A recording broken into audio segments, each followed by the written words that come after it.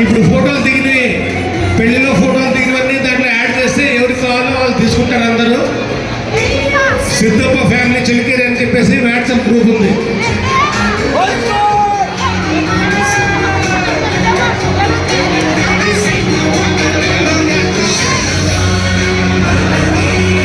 సిద్ధప్ప అనేది ఒక పేరు పెట్టాము, పెద్ద పేరు. అందరూ వస్తారు, వాళ్ళ అక్క చెల్లెలు కానీ అన్నతమ్ములు కానీ మొత్తం అందరూ వస్తారు. ఆ గ్రూప్లో ఒకరి పేరు